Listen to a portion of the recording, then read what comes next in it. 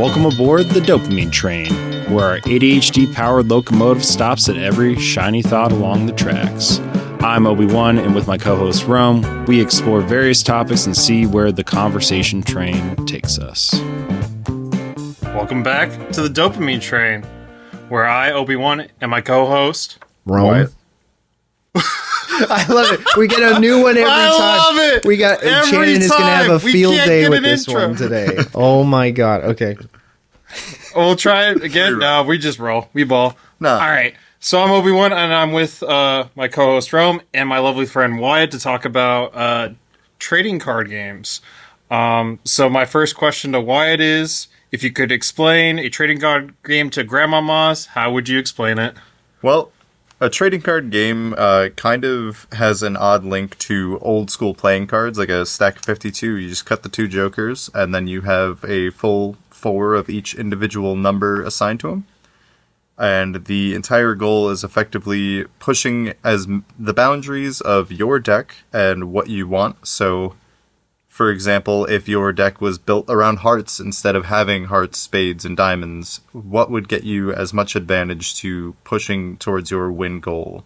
Whether that's putting your opponent to 0 life or drawing so many prize cards from winning certain interactions.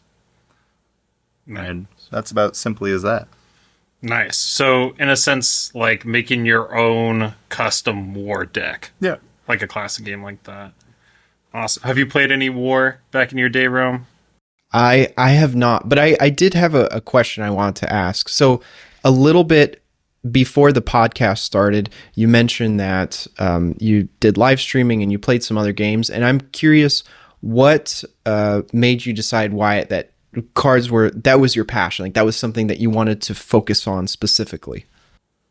Card games to me are a mental exercise, so to say. So each game has its own slight variance and its own slight difference, and approaching those challenges in what I have in a hand. Like playing poker, for example, you never know what's going to be in the river, you never know what's going to be in your hand, but you have to figure out how to bluff and play that out. And trading card games do the same thing. It's just you're not gambling your money, you're gambling your time. That's a nice explanation of it. Yeah. There's nothing that feels better than a free-flowing, perfectly changing game, and you can't recreate that as well in a digital medium. A physical medium, the social interaction, the way you shuffle, the way you pick cards, all of that is very non-deterministic in its moment. So it keeps it fresh, and that's nice. Very cool. What was your first trading card game? That's a loaded question. Because it depends on what you really mean by the first trading card game. Is it like the first pack I opened? Or is it the first game I sat down and learned and played? Good questions. I want first pack, because I remember my first pack, and then the one you actually played. First pack, 100% was the early 2000s Digimon card game. Now, the thing with that is, it never went anywhere, it wasn't good, it wasn't playable by any means, but dinosaurs with guns were cool, and I was a little boy myself one time, so I absolutely was behind the hype. Dinosaurs with guns. Dinosaurs with guns, man. But yet we got Pikachu. But we did get Pikachu. Pikachu's pretty sick with it. The first card game I ever actually played was Pokémon. And then I learned Yu-Gi-Oh! As a short, off aside, because they were all popular. Come on, Duel Monsters was sick. Hell yeah. For me, it was Yu-Gi-Oh! Legend of Blue Eyes, first booster pack. Oh, yeah. Always chasing that Blue Eyes White Dragon, that not the one from the Kaiba deck, but specifically the one that looked like an ancient Egyptian stone tablet. Yeah. Oh, that one was sick. There was a recreation actually recently of the original Blue Eyes art that they used in the show, and they sold it in a Kaiba briefcase, if I remember right. So it was full theming. I do remember that. Yeah. I practiced Control and did not purchase that. Ooh, I couldn't find it. I found out about it too late, and that's what saved me myself. 100%. So then Pokemon, and then Yu-Gi-Oh! What was the journey? Because, so how I know Wyatt is through the One Piece trading card game, and that's what we've gone to regionals multiple times together, done that journey of we win some, we lose some, and how do we stay positive? So what was the step? You went Pokemon, Yu-Gi-Oh! No Magic the Gathering, though. I did learn Magic, but it was many, many years after card games. So for me, Pokemon was like early high school, early middle school era, where I was actually going to this like science and hobby store, and there was this older guy who would go to tournaments himself, and he was just running the locals at this hobby shop. So like that's where I first learned how to play a card game in a competitive fashion. And a lot of it was very positivity based and like very like, oh yeah, you win some, you lose some, who cares, man? So that really formed me towards that path also. Awesome. It's always a local hobby store. So what was the name of the hobby store that you went to? I think it was literally Science and Hobby. Science and Long Hobby. since closed, and that was like Troy Schenectady area. So Interesting. it was an odd spot. For me, it was a little local if you're in Long Beach. It's still there. Amazing Comics. That's where I would ride my bike. One time scraped my knees in the middle of an intersection, and it was 8 lanes wide, and no one came to help me out as a 12-year-old. Y'all are scum. But we still rode our bike to Amazing Comics, got our booster packs, and rode home because we had a half day. I remember this story. I remember you telling me about this happening and seeing your injuries afterwards. That stuck with me. I think I still got the scars on the knees, you know? Really? Yep. Some hard-fought battles in the card game community, it would seem. Just to try to get some cards, yo. Just trying to get some cards. So we went Pokemon. So for our listeners, if we are not familiar with Magic the Gathering is the one that started it all. It is the original trading card game. It is the most popular, I would say. Maybe close to Pokemon is a close second, but I think it's Magic, the one that you can make money at, from my understanding. So I think it depends, again, the nuance of what's popular, right? If it's a collector piece, it's 100% Pokemon. Oh, yes. But if it's a player piece, Magic has 25 years of history. It's hard to beat that legacy when it comes to... There are people that only open Magic at this point for the lore. Like, they don't even play anymore. They're just like, oh, I remember that place. The planes were amazing. Let's go back. Like... No, definitely the nostalgia part. Yeah. I know I tried getting into Magic. I have a commander deck. That's the max I go. But then I think with most trading card games and just like any sort of even video game, as well as like you have to, once you're bought into a system, it's hard to, once it's been out for so long, buy in again at times because there's certain cards or certain things that come out that you needed 3 months ago. Oh, yeah. Yeah, no, absolutely. And I think a big part of card games is the intent behind playing it, where if you're entering from a casual perspective and you're just like, you're playing with some buddies at a house, who cares, man? Play your outdated deck from 3 years ago. That's why I like Commander as a Magic format. It's actually a very social-based format. It's looking at your table, looking at your friends, and be like, all right, are we really going to be competitive here, or can I put Slurk all ingesting on the table and we can all have a good laugh about this in 3 turns when I'm dead? Yep. You know? Yep. Exactly.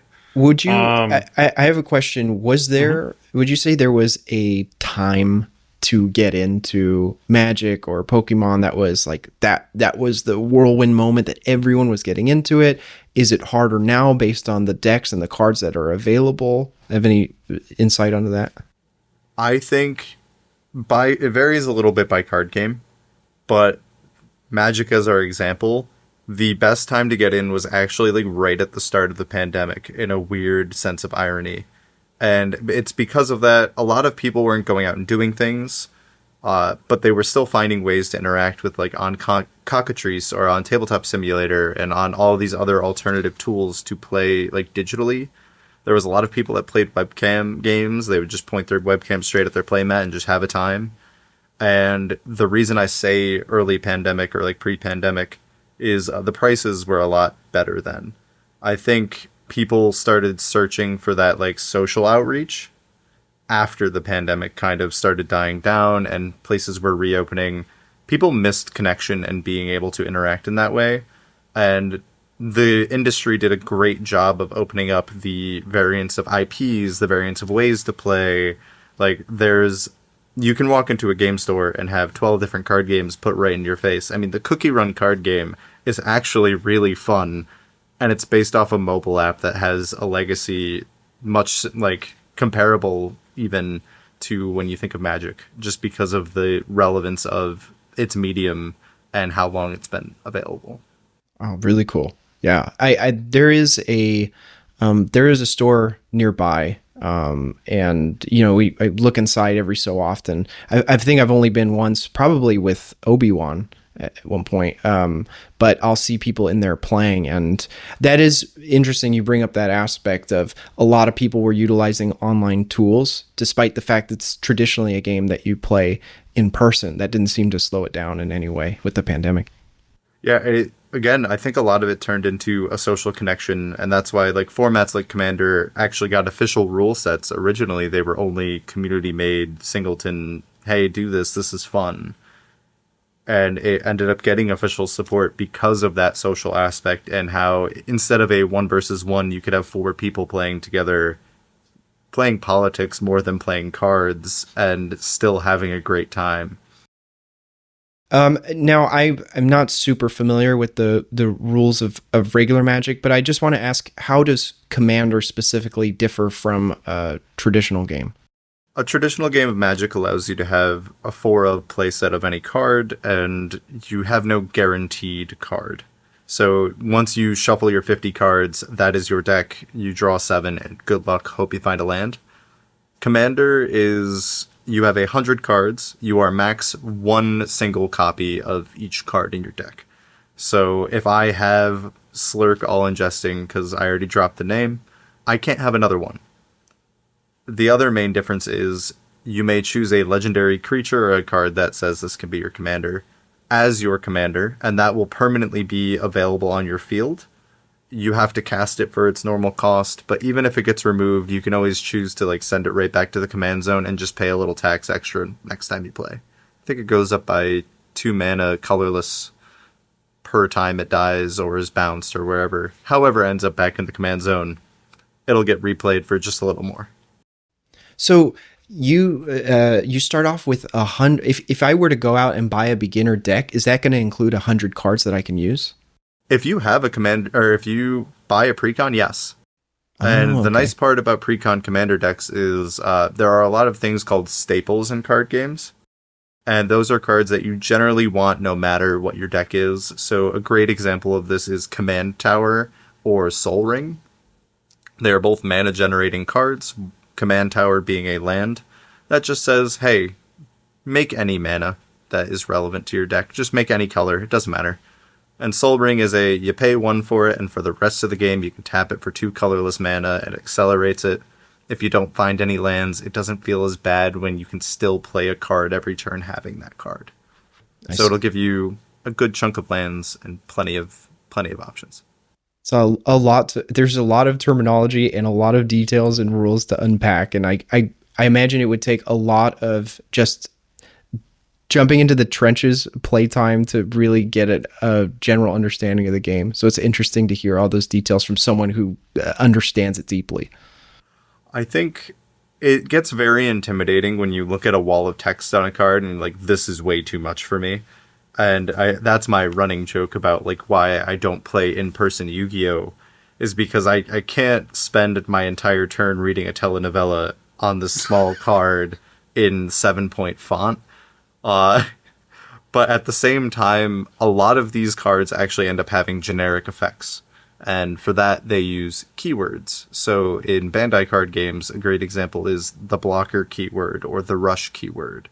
And just seeing that one single word has an attached rules text to it that you can look at in the manual if you ever get confused. And that's a way they've kind of standardized that rule set to make it a little less intimidating to get into a card game. I find that so funny that it's you describe it as like a telenovela, because that would explain why so many people get into just the lore of the game as opposed to, the mechanics of playing it. Yeah. Oh yeah, and like as Obi-Wan mentioned earlier, we met through the One Piece card game, And there are plenty of people that are like, that's too many lines of text at this point. And they just collect the characters they like. Like, my favorite characters are like Robin and Perona, and I try to get the alts and the cool cards when I can, just for a binder piece, even if I'm not playing with them. That's awesome. I know we mentioned this earlier, but just for folks, what is an IP? Oh, that's a good question. It's intellectual property, if I remember right. And it's effectively like almost a brand. It's a universe that exists on its own. So like the One Piece franchise is an IP. It's the world of One Piece. Pokemon is an IP that is shared across several mediums like card games, video games, anime, the whole like. Interesting. Oh, so then I'm curious on Pokemon now for like the game versus the anime versus the card game. Do they all have, is there like a rule body that determines like this is how it's going to go? I was just going to ask that too, actually. Cuz like I'm thinking in terms of pre Star Wars from Disney. We're not going to worry about 7, 8, 9 because we already know that. We could spend a whole podcast talking about that. And before, so anything that came through Star Wars, George Lucas said, this is canon. So it was like the Pope almost of like, getting it going and such. So it would fit into the universe in a sense. That's how in episode 9, they pulled lore from one of the books of Palpatine having clones of himself and coming back as a clone entity. But so I guess to make a long story short, does Pokemon do the same thing in terms of like with the Nintendo games, whatever? I don't even know what stone we're on, but one of the stones, and then the anime and all that such. So I think the anime gets a little bit more loosey-goosey with it, kind of similar to how Yu-Gi-Oh! Is. Mm-hmm. Like, the Yu-Gi-Oh! Anime does not follow any actual rules ever for the first at least 5, like, character arcs. Like, it's just not a thing. They'll drop 7-star monsters with no sacrifice, and they don't care, because that's what the card says, right? There's no text on the card there. Pokemon is very similar, where it's like, I think a very notable odd portion is, in the VGC video game format for Pokemon, there is a move called Low Kick. Low Kick deals damage based on weight. Bagon is like insanely heavy for what it is, and you watch Ash yeet a log with a Bagon on it. It's like, you couldn't do that. You're a 13-year-old boy. Like, Low Kick would absolutely demolish the scene here, right? But as an aside, they have the Pokemon Company International. They have these people that are overlooking some portions of it. The card game gets to assign different types to Pokemon for promotional events that are non-canon typings. So there's like a fire-type Mew, for example. Mew's a psychic type. But there's a fire-type Mew card. I saw one in a video the other day. Actually, it caught me off guard. Just can't create a new thing. You just gotta slap on, you know what? Everyone loves Mew. You know what we're gonna do? Another Mew card. Here's the thing, though. Mew is the origin almost in a way. It's why it has transformed like Ditto does, but it's the only other Pokemon with transform through normal means. That is true. Yeah. And do we have to? I'm trying to figure out if we got to explain what transform means. Do you know what transform means, Rome? No, I represent the layman in this situation, so please explain away. Do you want to? You can have at it, Wyatt. Transform is a move that traditionally just turns your Pokemon into a replica of the opponent's with the same moves, but only 5 uses each. So like if I had a Mew, if I had a Mew and I saw a Squirtle, I was like, "You're Squirtle now. Cool. What moves do you have?" And that's how it proceeds. I see. Well, that could be really powerful depending on what Pokemon the opponent has. Yeah. I play a lot of VGC, so the video game, instead of the card game at this point. And I did have a funny Ditto transform team that I was using for a while. I almost hit Masters with it. Oh, jeez. That's awesome. I have a question now that you mentioned Masters. Obi-Wan has talked to me about tournaments he's participated in and things like that, and challenges. And I don't know if you have this further down on the list, Obi-Wan, but I know cheating comes up, and I'm like, What's going on there? How rampant is it? How obvious is it? What's the situation? Cheating can be from blatantly obvious, like, oh, come on, dude, there's a clear mark on that in the back of that card. I know that it stands out. You know that it stands out. What are you doing here? To sleight of hand, where they're like keeping a little bit pocket of cards in their hand while they're shuffling and keeping that top arranged. And to things like slow play, which is a very, very gray area in terms of cheating, where it's like, oh yeah, taking too long on your turn to stall out that timer is cheating. It's bad sportsmanship. Ah, I see. But at the same point, are you actually thinking? How do you prove that? And a lot of people view that as cheating. A lot of people are like, oh, you can't really claim that. I'm like, a little indifferent.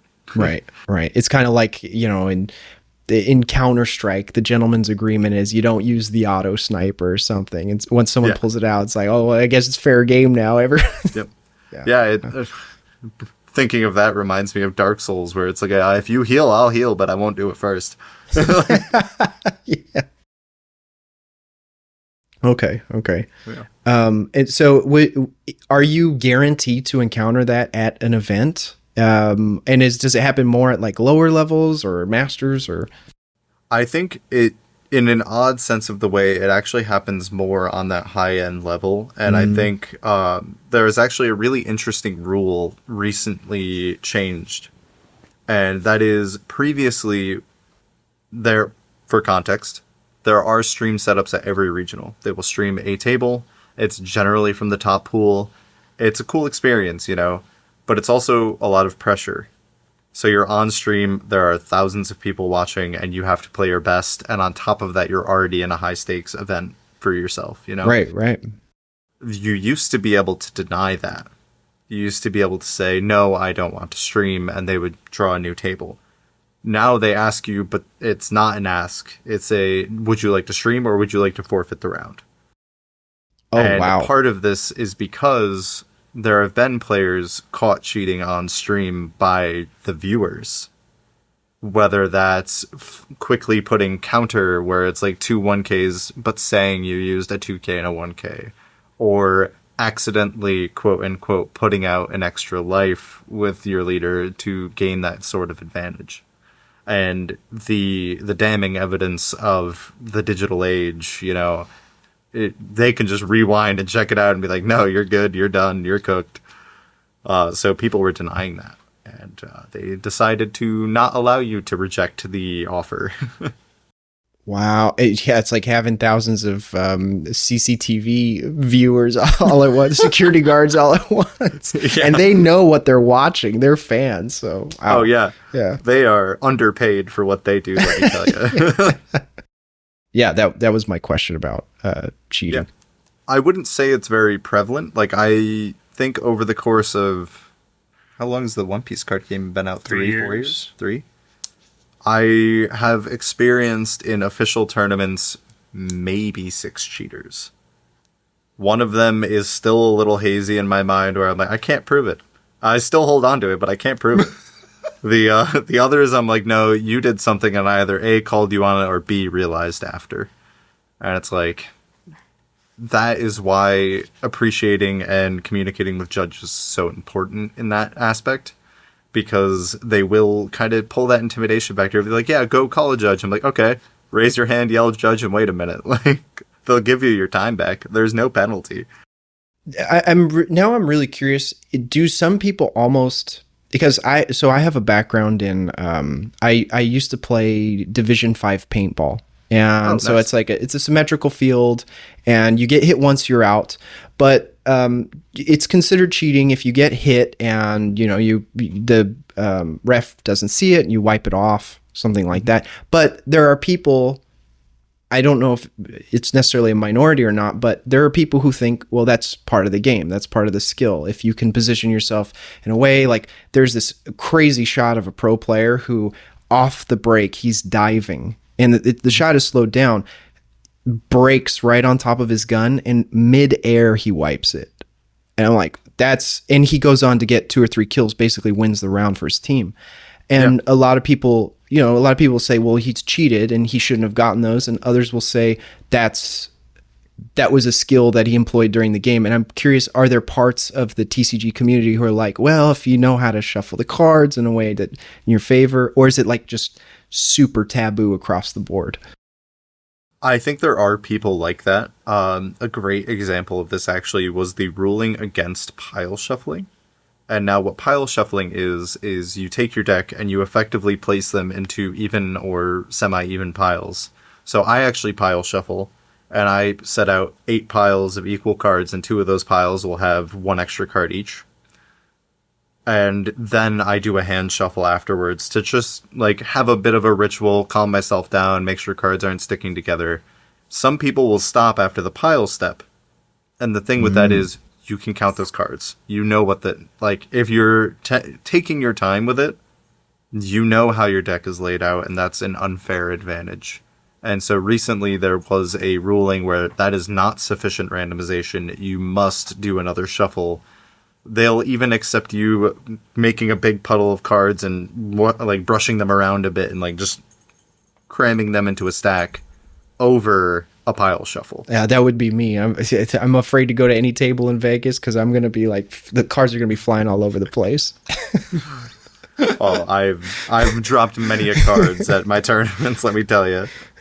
Yeah. Oh, cool. That's really interesting. Yeah, because like slippery sleeves and all that. But I think I'm in the camp of like that would be considered cheating. Like, because you're taking away the chance, right? Part of the trading card game is you're trying to increase the odds of your win condition to happen, right? So I'm putting cards in my deck for that to happen and function in a way. And sometimes that's part of the luck part, right? Is sometimes it's the card I need, just like in like poker. Sometimes that the river is what it's supposed to be to make that flush. Sometimes it's not. That's why it's a 33% chance, right, to finish it. You can play accordingly and bluff that way, right? But that's like part of the fun in it. And by eliminating that chance, it really devalues it to me. And I think that's where the kind of question is like, is it cheating or is it fair game kind of deal? Because the mentality there is like, I can do the same thing. But you brought up chance, and I think a lot of that is that relates back to a phrase that I like to use often, and that is sometimes I'll throw together a pile of cards. I'm like, this seems cool, and it doesn't work. And that's just called losing in deck builder. And it's because you didn't have the consistency uppers you needed. You didn't have these necessary tools to function at the same level as your opponent. And that is also part of the game. It is, in a way, a skill to build a deck that will make you seem lucky to others. Yeah, it sounds like a lot of this is describing preparation and like which of the players are disciplined enough and like really want to go in giving themselves as it just reminds me of computer peripherals, like who's going to have the lowest latency mouse, who's working on their movement, like the tiny things that might seem like they offer diminishing returns are those come into play at a high level. So it's funny you bring up computer peripherals. I actually just bought a new mouse because my old MMO wired mouse finally died on me. The buttons on the side weren't working anymore. I was like, I use the numpad on the side for actual like calculator stuff too. Like I'm so crippled by not having it. It stops me in my tracks. And I bought a new mouse and I didn't realize it was wireless. And the first thing I was looking at was, oh, what's my latency change? Like, what's this going to feel like when I'm like trying to edit things or move things around?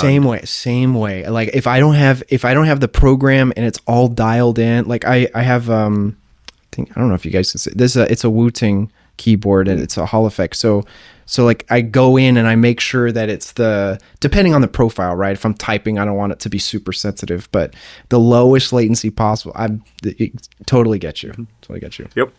And in a way, card games have similar features like that. For a great example for One Piece is the Three Brothers deck, or decks, right? So if you have Ace and Luffy and Sabo, and these leaders have access to a very specific card called Garp, a 1-cost card, that on play, you look at the top 4 cards of your deck, and you can grab any 3-cost or higher card. No restriction on that.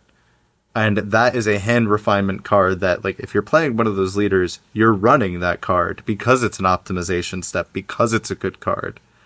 And I can't tell you how many times I've thrown a deck together for one of those leaders that can use that card, forgotten its existence, and be like, why am I losing so much? I'm like, oh, the consistency upper, gone. What do I cut? What do I go through? How do I approach this? And it's the same wavelength. I think there's this wider conversation that can definitely be had about the balance between games in general being optimized to be fun for as many people as possible, like a low barrier of entry, versus games that have a high skill ceiling. And once the dedicated group of people who only play that game master it, anyone else who tries is screwed. Yeah. And that was my question initially of, was there a good time? Kind of like, back in 2016 when I started playing Rainbow Six Siege, no one knew what the maps were. So we were all kind of learning together, but now there's so many operators, so many locations. And I have some friends who try it and it's like, oh my God, it's overwhelming amount of information. And it was overwhelming back then too. So yeah. You can't always play on house. It's just not how it works, man. and personally, I would have preferred Old House too. So exactly. For anyone who doesn't understand, Rainbow Six is a video game. It's a competitive 5v5 shooter game that came out a few years back. And the maps used to be a lot simpler. And as the community chose sort of the general play style of the game, the developers adapted to that and they reworked the maps and did all these things. And in some ways, while it made the game more fair or more balanced, it also took some of that silly fun factor out of it. But that, I feel like that's a whole separate conversation we could have about game adjustments and things like that. But that's a great clarifying statement, because for card games, a good example, Bandai card games specifically have a tendency to build off of the last one. So they'll look at what was successful, they'll apply it to their new game, and they'll create a new formula based on that. And a way to display this is we had the Digimon card game had its own unique energy system. That was hard for people to get into. So we went back with Dragon Ball Fusion World and One Piece card game to a more simplified energy system and basic mechanics that were pretty easy to pick up, which created a pretty heavy divide between the skill floor and the skill ceiling, but at the same time allowed new players to come in, have that fun, and have that interaction without needing necessarily all of the competitive information. That's good. So a good solution. What keeps you coming back to trading card games? Oh, it's all back to that first point I made. It's the variance. It's the change. I can walk into a game knowing that my matchup percentage is like, I have a 70% win rate into this deck. It's going to be easy. And then I'll lose in 3 turns and be like, how? Like, how did I mess that up? And sometimes it is, I drew 4 cards I didn't want to see and they did nothing for me and I can't play them yet. And I have no pressure. And sometimes it's, they made this really good tech choice that has a card in there that completely decimates my game plan, and they found it. And I'm ruined. Ruined. Yeah. No, that's what keeps me coming back, is a little bit of like the camaraderie sometimes, and like when they release support for an older deck and you're just like, yes, we needed this, or why did we need this? But then maybe I'll understand 2 sets later. I think my favorite part about that is being an RG Luffy truther since the first set, which is, for anybody curious, RG Luffy was my very first leader. I played him for 3 sets straight. I've gotten shouted out at regionals for being the only person in the room on this deck because it just wasn't good. It was fun, but it wasn't good. And the thing about that is, every time a card releases, I'm known as the RG Luffy guy. So if it looks like it has even a mild relevance, they're like, hey, RG Luffy card, look at it, check it out. And I'm like, yeah, you get me, you people get me. 100%. RG Luffy would be red-green. Oh, yes. For the folks out there. So there's multiple colors in one piece that, just like in Magic, do different things. Red tends to be aggressive. gameplay, or like your power minusing or plussing, plus reassigning power in a sense, or your dawn as they call it. Green is tapping for the magic people, for tapping and untapping. For the lay people, it's basically being able to attack with your card. I also think a big part of it is the concept of big stompies. It's big creatures and slowing down the game until you can play multiple in a row. Yep. It's the decks that are going to run you over eventually, but it's going to take a while to get the ball rolling. 100%. Yeah. But yeah, there's multiple colors that do multiple things. Black does things with cost, or your trash or graveyard for your Yu-Gi-Oh people, or discard pile. Blue does returning cards or drawing cards from your deck. And then yellow, which we all hate. I hate yellow. Yellow is everything that does with your life cards, pretty much.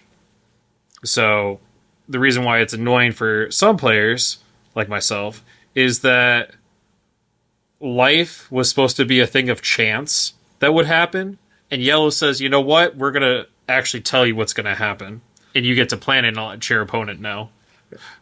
Yeah, I think building off of that, because there's a much more like nuanced conversation with it too, where it's the color that breaks the rule the most, because what it ends up doing is it adds more to your life pile.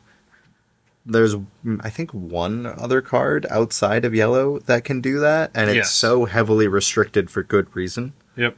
But a lot of their effects are the best way that I've had yellow and conversely purple as colors described to me is they pay an alternative cost to copy an effect from a different color. So yellow involves its life. Sometimes it's flipping it up. Sometimes it's trashing it. That enables them to use a red effect that might reduce power, or a blue effect that might draw them cards.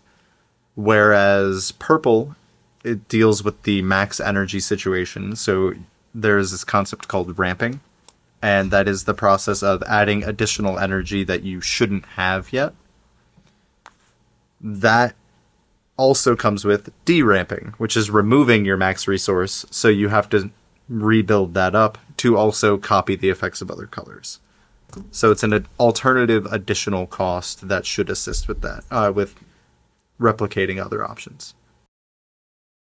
I want to ask, in terms of high level play, in depending on what TCG, is there an opportunity to, like, are there professional players where this is all they do and they can make a living off that? Depending on the game, yes.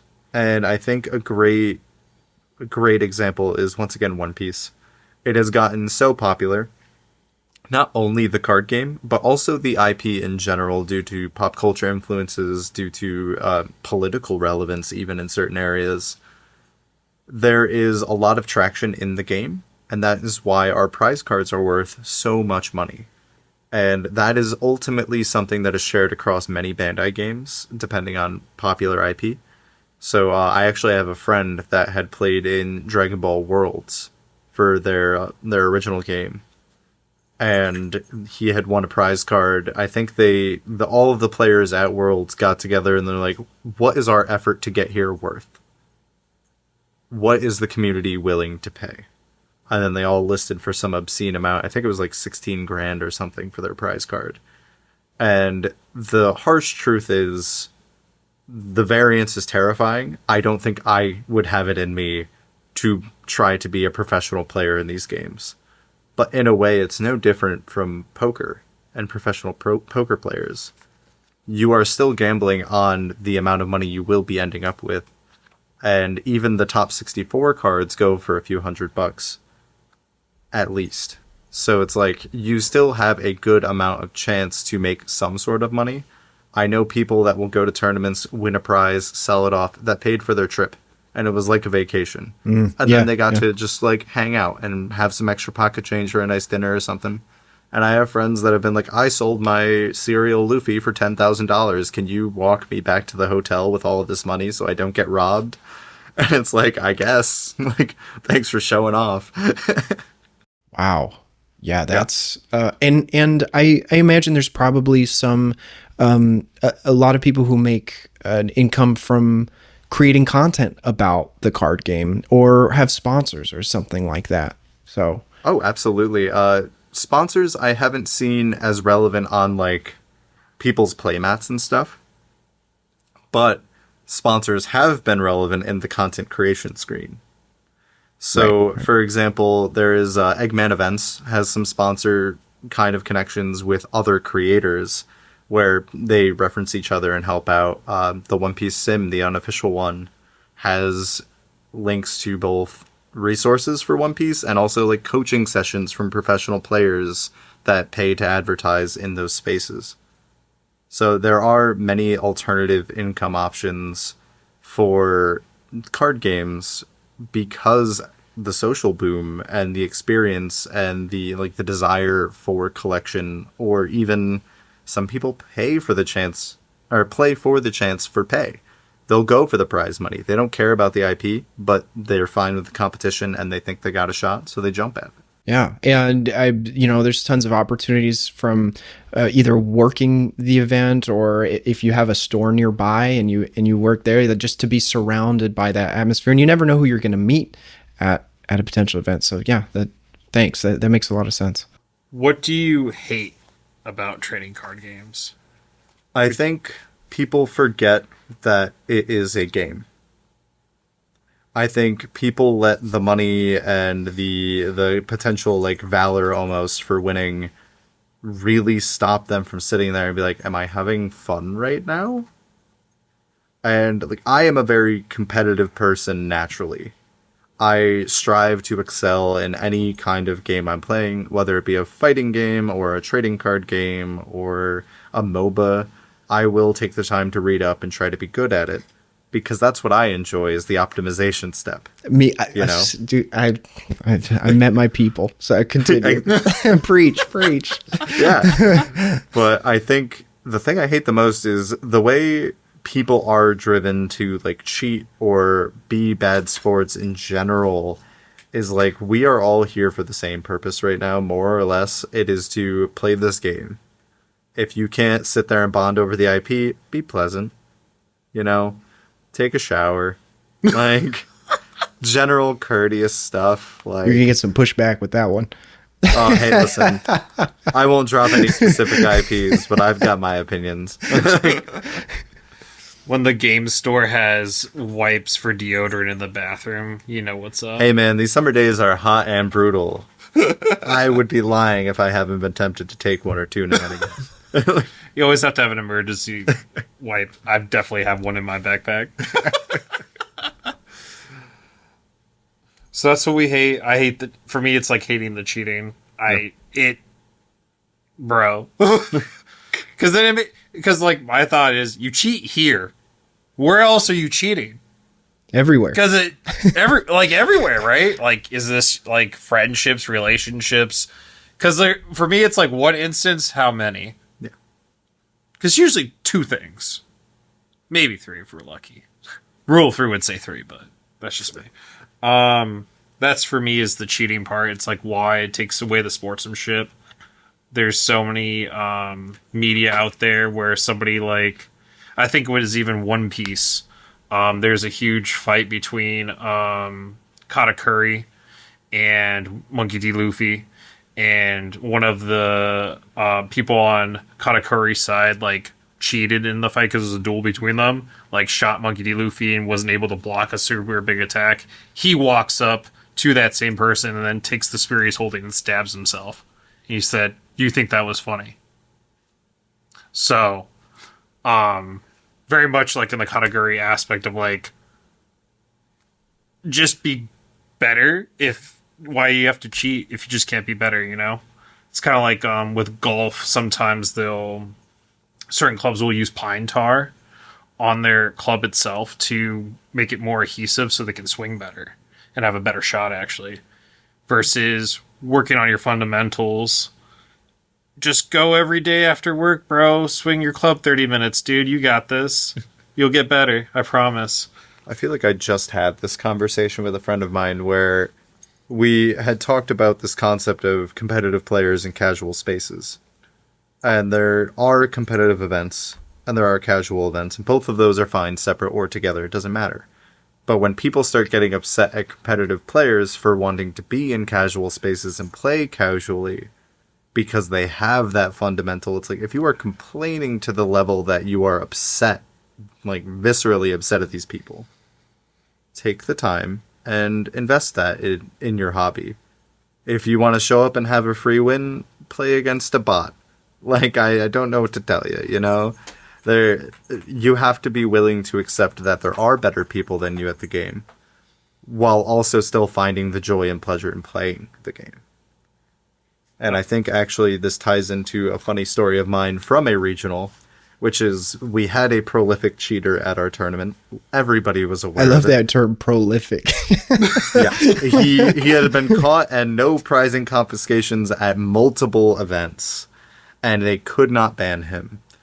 And he had gotten into the top distribution for a big prize card, and the room started booing as his name got announced. And there was this big, like, cultural moment where we all kind of came together and were like, we know you cheated. We know that's how you got here. No, we're not going to stand for this. We're going to be loud about this. And the irony of it being the next online tournament I had, my first opponent was the guy who started that whole thing. So we actually talked about that and how cheating affected us at that event. Jeez, man. It's crazy that you can... Is there a certain threshold for when you can't participate at all? Like you're not going to make it at any events. You just get banned. Certain companies have policies that stop you, and I think a great example is actually a Pokemon player just got prizing taken away from them not too long ago. I don't remember if it was the VGC or the card game, but it was because they had celebrated too much for winning. And it was viewed as bad sportsmanship. Yeah. And they took the prize away. And it was like, they were just on stage in front of like hundreds of thousands of people. And they can't just simply be happy for a second. Like, they can't like celebrate. They expect you to get up, shake hand, walk away emotionless. Like, no. Wow. Yeah. That it reminds, I mean, this is complete opposite, but there was I think it was in Europe. It was like a small Counter-Strike tournament, and I guess they had the winning team go up on stage and get announced as the winners. Losing team came up to do like a handshake, and one of the losing players just sucker punches the winner, and he's just, and then tries to play it off like no, there's not cameras everywhere, and he goes immediately tries to shake someone else's hand. He's banned from all those events, but it's just like, so he Williams. What makes you think you can do that? Yeah. Will Smith, Chris Rock. Yeah. Literally. Oh God. I think in the realm of game design, part of my college was focused on game design, and we talked about the concept of the magic circle, and that is nothing should be leaving that circle, whether it be like what you experience in game should be contained to in the game. And that mentality heavily carries over to my competitive based games, where it's like, no, if it happened in the game, it happened in the game, it stays in the game. We're done with it. And a lot of people, again, get very emotionally invested because they're looking for the prize money or they're looking for the glory, and they've hyped themselves up so much and they just can't take that loss. This, again, a whole other podcast episode. This speaks to a wider issue of, I think, mental health, sportsmanship. Everyone's dealing with something, and some are, it's coming out into the playing field as well in an inappropriate way. So, absolutely. Yeah. I think the last topic I had before we close is thoughts on, like, I don't, in my youth, remember folks scalping as much. I know it's prevalent in Pokemon. I know it's prevalent in One Piece. I don't think so much in Magic, but I may just be ignorant. But, like, thoughts on scalping. pros and cons. So, to touch on Magic very briefly, actually, there are instances of, like, quote-unquote scalping, and it's kind of odd, because you don't hear about it as much, because traditionally only really game stores and maybe, like, Walmart and Target get it. Mm-hmm. But these precons all have an MSRP. However, sometimes they'll throw in a card that is, like, super valuable in it, and that jacks the price of the precon. So it might hit an LGS's shelves, a local game store's shelf at 300% MSRP because it's a meta-relevant card that's super strong and you need a play set and it's going to sell. Or a great example, I have a sealed Sauron Commander deck from the original Lord of the Rings set. Oh my god. Because I really wanted to build the deck, and shortly after buying it, I fell out of playing Commander for a while, and then I forgot about it. And I found it a few weeks ago, and I was like, this is kind of cool. Put it up there. Hang out. But I think scalping hurts as much as it helps. And the thing I mean by that is, I very much dislike scalping. I think it is just kind of lame. Like, cards are meant to be cheap, accessible things that release every few months, so it's a steady, low flow of income. You'll never make it rich, but you'll never go hungry, is the kind of mentality that they create these games at. And the unfortunate problem is when your IP blows up and it garners a lot of attention, people are hoarding those things. They're chasing those rare cards because, in a way, it's like hitting the roulette table. You hit the manga in your case for One Piece and you've landed your $10 bet on Double O Green. And you've quadrupled your money for whatever reason, you know? And that is only possible because of scalpers. But at the same time, it hurts because you pay $400 for a box and you might only get $20 in value and you don't have good trades from that box. Or you can buy a $400 box and you can hit the card that's worth $3,000 and you only spent $400 and you sell it off and then you have all this money, you know? And I think there is a way to have this supply and demand while also not killing the excitement of pulling those cards, but it requires too much legwork on LGSs to maintain this, oh, we're going to cut the seals, oh, we're going to limit how much product you can buy, like, to prevent this resale issue. And unfortunately, they came over from other places at the same time. So these people that are scalping. I was going to ask, are the scalp, because, you know, I think of if someone is a part of a TCG community, most of the I mean, you're going to get some obnoxious people in there, but most of them, by and large, are interested in the game. Are a lot of the scalpers, they're bad actors who see something going mainstream and maybe have never played and are just buying things that they think they can flip. Is that accurate? It's, I call it low stakes house flipping, where you can walk in with a few $100, buy a product and hope it goes up, right? Mm-hmm. And it's the same kind of concept there, where they are bad faith actors and they are showing up in your hobby to take money from you because they know you will pay it. And an example of this from modern history, as we'll call it, great year 2026, the solo leveling set for Union Arena is a very interesting mathematic problem because MSRP for boxes are $80. There are, I think, 12 packs in a box. Regardless, it balances out to about $5 a pack. I don't know the math off the top of my head right now. And people got really excited about solo leveling because the entire IP is based off of, this is a really hype fight. Have fun watching it. And that's it. There's not a ton of depth. I've read the whole thing. I know. It's cool. It has some fun plot lines, but it's not super serious. It's never meant to be super serious. People had a lot of appreciation for it over here. The set releases, these $80 boxes suddenly went up to $300 because the set was a strong set, it was competitively viable, and the IP is so popular in its circles that people will spend the money on it. And ounce of advice I gave to people was, Wave 2 is going to come out. There's going to be way too many boxes. You will not have to pay this money. But if you're really wanting to, I guess you can. And I think the main key thing linking all of these events together is FOMO. It's that fear of missing out. It's that the set is fresh now. It's good now. Will it be good when Wave 2 drops? Or will the newest set overshadow it? And it's an interesting experiment on the designer's case where they need to find out how much power creep is acceptable to keep the game growing, interesting, and fun, while also not overshadowing their release last month by a major margin. Got it. That I had this question in the back of my mind. This is probably my last one for the episode.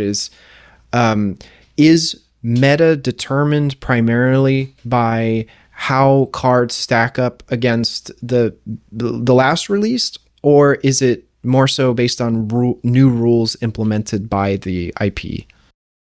I think it's more new rules. So a lot of this comes down to One Piece as a great example. We've had sets where the meta did not change when the set dropped. It's not very common. Oh, okay. Interesting. Yeah. Where when RP Law was around or Black Blue Sakazuki was around, those metas were so distinct and powerful in their own ways that even the new set that dropped out, like, it might have buffed those decks, but it didn't change the status quo because those new cards weren't as impactful, weren't as efficient, weren't as good at removing things for this. And that has a large effect on cost, while it also has a large effect on like enjoyment of the game too. I wonder if if the developers see that as a failure, if it's like, oh, not everyone doesn't need the new cards. I think it becomes a scary ground to be in because, effectively speaking, if your last set is going to be the strongest for 5 sets, there's a subset of players that will not spend any amount of money on your game. Right. So, in a way, power creep is kind of like a necessity to keep a game alive, because otherwise, why would I update my deck from 5 years ago if I can still walk in and play competently? And I think that's actually one of the ways Union Arena is weak as a game, because I have a deck that I have played since the game dropped 2 years ago, and it's just Blue Jujutsu Kaisen. It's a fun deck. I draw a lot of cards. I'm very happy with it. It gets an update once every like 14 months. So every 14 months I spend maybe $20, buy a couple cards, my deck's good. Cool. And in that way, they're not generating that same revenue, but they also have a unique approach to IPs where it's kind of like the Smash Bros. Of card games, where they bring in a new IP every month, and then you get a new set of cards, and then you get to check it out. Gotcha. That was the questions I had, and I know we're running towards that hour mark. Any final thoughts for our listeners? What game would you get into if you were a lay person, in a sense? No knowledge. What's the game we're choosing? I think the answer varies by the technical value you're looking at. My go-to recommendation is generally Union Arena, actually. It's a cheap game with a lot of variance where the game's been out for 2 years and we've gotten 1 to 3 sets every month. So there is a large card pool, and you can just pick, hey, I really like Reincarnated as a Slime. I really like Neon Genesis Evangelion. What do you got for that? And then you can just throw together a deck and have fun. The game isn't inherently valuable, so it isn't inherently competitive. It's a very nice expression. If I wanted to give them... Yeah, exactly. You just get to have fun. I get to play Ichigo on my field and be like, yo, Bankai, have at it. And that's cool for me, you know? But if you wanted to play at like a fair playing field or a competitive level and you were just getting into card games, I would actually recommend looking at the newest Bandai game that comes out, or the newest, like, having that same entry point as others, or that an early enough entry point in a game that has a simple enough architecture will provide you a good time as long as you're there for the good time. And if you don't like card games and you don't like variants, you found it out early, you know? Awesome. Well, that's some good advice. Alrighty.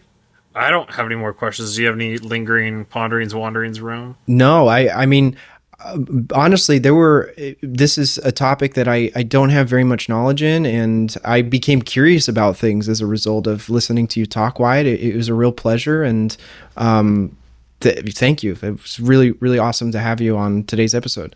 Yeah, and thanks for chatting. It's a good time, and I think a lot of people would benefit from the social aspect of a card game. Oh, for sure. Yeah. So it's like you show up every week with the same couple of guys and throw some cards on the table and you have some fun. And that's ultimately what it should be about. And that's ultimately the enjoyment of cards. I will say that is quite an advantage over, I mean, I as much as I love playing games online and just communicating with players over Discord, there's something about being there in person that's so valuable, and I don't think a lot of people necessarily understand, so I'm really glad you brought that up.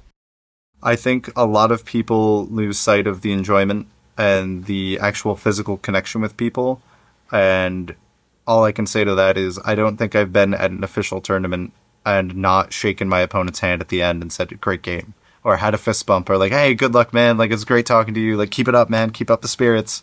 And like, you find people encouraging each other a lot like that in card communities, and I think that's beautiful, you know? That's awesome. Well, I wish you luck on any upcoming events you have, or just anything else you do in the TCG space. Thank you very much. I'm gonna need it.